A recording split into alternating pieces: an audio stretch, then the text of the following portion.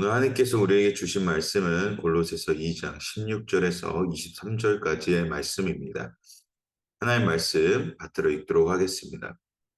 그러므로 여러분은 먹고 마시는 일이나 절기나 초승달 축제나 안식일과 관련된 문제로 아무 여러분을 판단하지 못하게 하십시오. 이런 것들은 앞으로 올 것들의 그림자뿐이요. 그 실체는 그리스도께 속해 있습니다.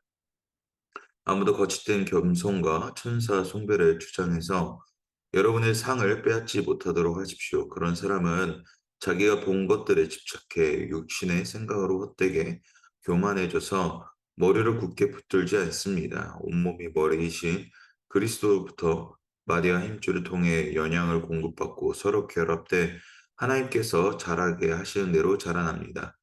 여러분은 세상의 초등학문에 대해 그리스도와 함께 죽었는데 왜 세상에 속해 사는 것처럼 헛된 규정들에 굴복합니까? 붙잡지도 말라, 맛보지도 말라, 만지지도 말라 하면서 말입니다. 이것들은 모두 사용되다가 없어질 것이요. 사람들의 계명과 가르침에 따른 것입니다. 이런 규정들은 꾸며낸 경건과 거짓 겸손과 육체를 괴롭히는 데는 지혜 있는 모양을 가지지만 육신의 욕망을 억제하는 데는 아무런 유익이 없습니다. 아멘. 계속해서 골로새서 2장 후반절을 함께 나누고 있습니다. 앞서 1절부터 이제 15절까지는 바울은 교회의 분열의 원인이 그리스도 안에서 행함과 더불어 받은 은혜에 대한 감사가 없음을 지적했었죠. 바울이 이와 같은 지적을 하는 이유는 당시 이제 골로새 교회 안에는 이 혼합주의적 이단들의 사상들이 이제 전달되고 있었기 때문인데요. 안티오쿠스 3세 때 유대인 이주 정책이 있었습니다. 따라 많은 유대인들이 골로새로 이주했는데 이주한 유대인들 중 개종한 유대인들이 이제 골로새 교회를 이제 다니게 되면서 그들이 가지고 있던 유대적 사상을 가지고 개종한 이방인들을 향하여서 정죄를 했기 때문입니다. 물론 골로새 교인들의 신앙을 이제 혼란케 하는 원인들 중에는 도시의 발달로 인한 어떤 이 금욕주의 또 거짓 철학에 대한 문제도 동반했지만 사실 이 모든 것들의 이 중심이 되는 것은 오직 그리스도 안에서의 복음이 형성되지 않았기에 정확하게는 교회관이 없었기 때문에 이제 혼동할 수밖에 없었죠. 그렇게 오늘 본문 이제 16절에서 23절까지는 바울은 이제 골로새 교인들의 신앙을 혼란케 하는 이 거짓 철학, 이 유대주의적 율법주의 그리고 금욕주의를 떠나 우리는 오직 그리스도 안에서 연합된 성도로 믿음을 굳건히 해야 함을 전하는 것이 오늘 이제 본문입니다. 함께 이제 17절을 보게 되면 바울은 이 모든 것들, 골로새 교인들의 신앙을 결국 혼란케 하는 원인은 결국 본질적이지 않은 것에서 이제 발생함을 이제 말하고 있습니다. 신앙의 반향과 목적에 있어 하나님이 중심 되시는 것이 아니라 지극히 사람 중심적이고 행위로만 있는 것들로 인해 신앙이 혼란케 하고 있다라고 말하고 있는 것이죠. 즉, 실제적인 것을 바라보는 것이 아니라 허황된 사실을 쫓아가는 그 신앙관을 지적하고 있는 것입니다. 유대주의적으로 절기를 지키거나 부정한 음식을 먹지 않는 등의 것들이 정말 그 속에 하나님을 향한 사랑으로 하고 있는지 아니면 그저 관습에 따라 습관에 따라 하고 있는지에 대해서 이제 지적을 하고 있는 것입니다. 즉 하나님의 그 사랑과 은혜에 감사함도 절기를 지키고 기억하는 것이 아니라 형식적인 모습만으로 하나님을 섬기고 있는 것이 아닌지에 대해서 말하고 있는 것이죠. 그렇기에 이제 18절을 보게 되면 거짓된 것들, 사람을 현혹해 하는 것에 대해서 집착하지 말고 실체이신 그리스도를 바라봐야 한다라고 말하고 있습니다. 그리고 19절에서 우리가 바라봐야 할 것은 오직 우리를 온전케 하시는 예수 그리스도와 함께함으로 하나님 안에서 자라야 된다고 바울은 말하고 있습니다. 여기서 중요한 것은 하나님께서 자라게 하신다라는 것입니다.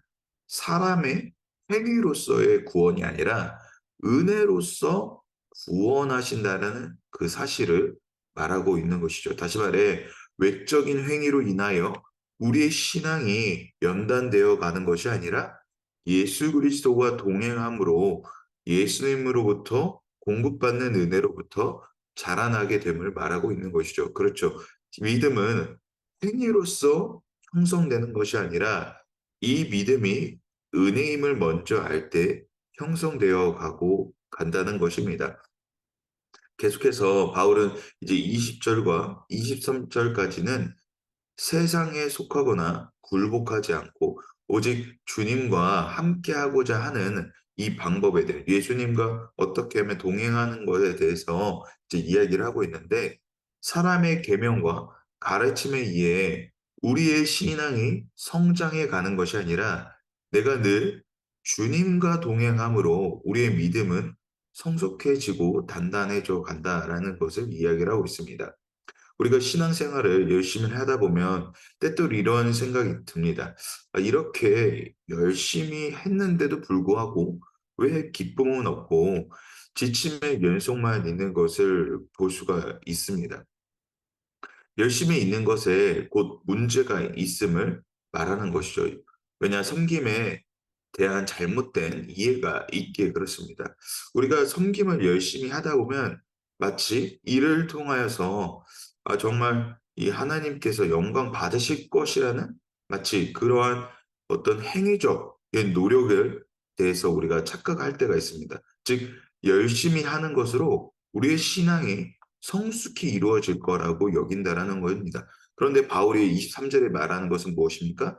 사람이 만든 계명을 쫓지 말라고 한다라는 것입니다. 다시 말해 경건의 모양은 있으나 경건의 내용이 없는 삶으로 가면 안 된다라고 얘기한다라는 것이죠. 즉 사람의 열심으로 인해서 우리의 신앙이 성숙해 가는 것이 아니라 우리가 먼저 주님 앞에 바로 섰을 때 주님과 함께 동행한 이 모든 목적이 하나님 앞에 섰을 때 올바르게 나아갈 수 있다라는 것을 이야기하고 있는 것이죠. 즉 내용이 먼저 있어야 된다라는 것을 이야기하고 있는 것입니다.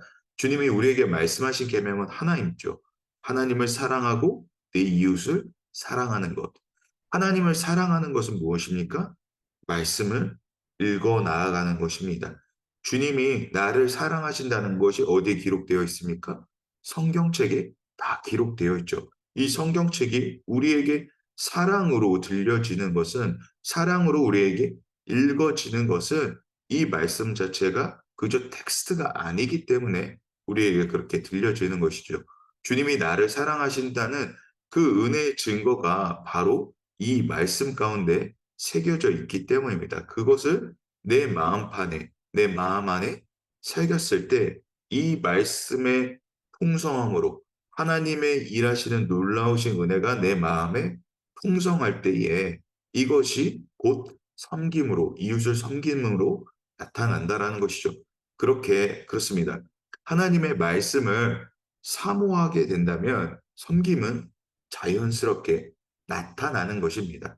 우리는 생각합니다. 부단히 말씀을 읽고 또 섬김의 노력도 동반하고 있는데 왜 신앙의 성숙은 이루어지지 않는가? 그럴 때 예수님과 동행하는 것이 왜 그리 힘들까? 왜 그리 힘들까? 왜 늘 똑같다고 여길까? 했을 때 또 우리가 한 가지 바라봐야 하는 것은 신학의 성숙은 단번에 이루어지는 것이 아니라는 것을 알아야 됩니다. 다시 말해 신앙의 여정이 성장의 과정이라는 것을 알아야 한다라는 것이죠. 성경에 여러 인물들이 있습니다. 그 모든 인물들의 과정들을 살펴보면 하나님께서 그들을 부르셨을 때 단박에 신앙의 완성을 이룬 인물이 없습니다. 예수님을 제외하고는 그 누구도 단박에 신앙의 완성을 이루어 하나님 앞에 나아간 사람이 없다라는 거죠. 우리가 너무나 잘 아는 믿음의 조상인 아브라함조차 처음에는 하나님을 그는 몰랐습니다. 그러나 하나님께서 그를 계속해서 그의 믿음의 인생 가운데서 설득하시는 그 과정을 통해 그가 믿음의 사람이 되고 믿음의 조상이 되었다라는 것이요. 다시 말해 신앙의 여정이 신앙의 성숙은 단번에 이루어지는 것이 아님을 알고 알아야 된다라는 것이죠. 신앙의 여정이 성장의 과정이라고 우리가 여기지 않으면 어떻게 됩니까? 맨날 실패한 것처럼 여기게 됩니다. 그렇습니다. 성장은 한순간에 이루어지는 것이 아닙니다. 오늘 하루의 열심을 다했다고, 내가 오늘 하루 정말 열심을 다해서 섬겼다고 해서 우리의 신앙이 완성되는 것이 아니라는 것을 알아야 한다는 것입니다. 오늘 하루의 열심이 주님과 동행하고자 했던 열심이 점차 차곡차곡 쌓임으로 통하여서 완성이 되어가는 것이죠.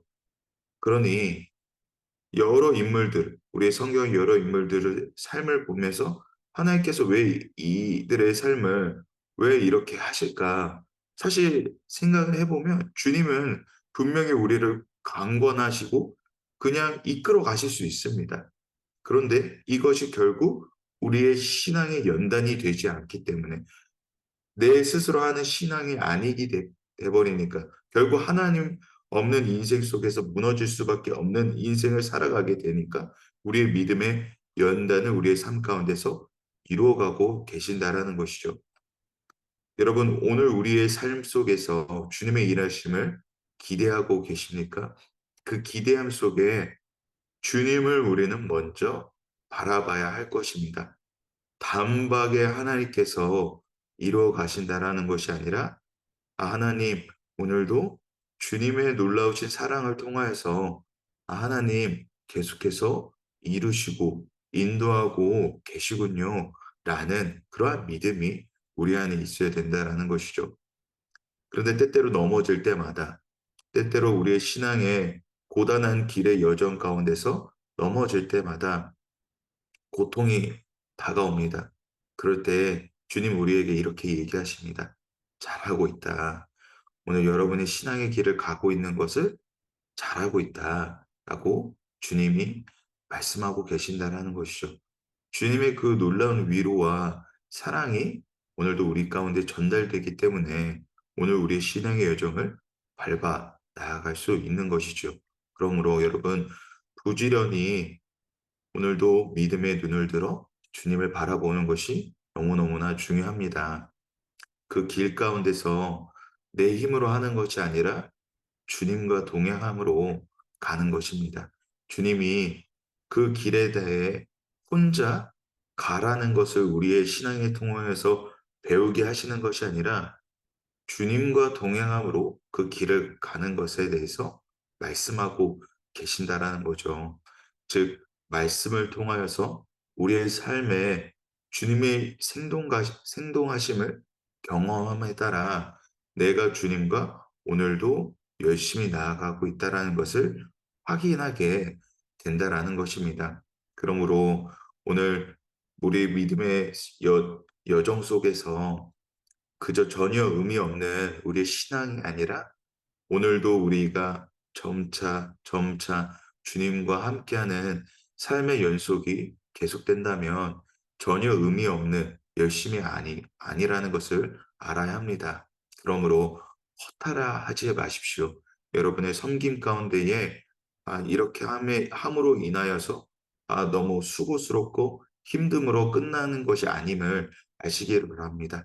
그 열심 속에 하나님의 일하심은 풍성한 은혜가 계속되고 있음을 믿으시기 바랍니다. 그러므로 오늘도 나를 채우시는 하나님의 말씀이 늘 내 안에 생성함에 따라 그 진리가 내 안에 살아 숨쉬어 모든 것이 은혜가 되고 감사가 되는 그 은혜의 기점이 있으시기를 바랍니다. 오늘도 믿음의 길을 열심히 걸어가고 있는 여러분의 인생을 축복합니다. 그 인생의 여정 속에서 오늘도 하나님 나와 함께 하시구나 라는 것을 말씀을 통하여서 깨닫고 그 말씀을 통하여서 힘을 내 주님과 함께 걸어가는 인생이 되기를 소망합니다. 분명히 주님은 우리에게 먼저 가라 하지 않으셨음을 믿으시기 바랍니다. 주님이 먼저 앞서 가셨고 우리는 그 발자국을 따라가면 됩니다. 여러분, 오늘도 잘하고 계십니다.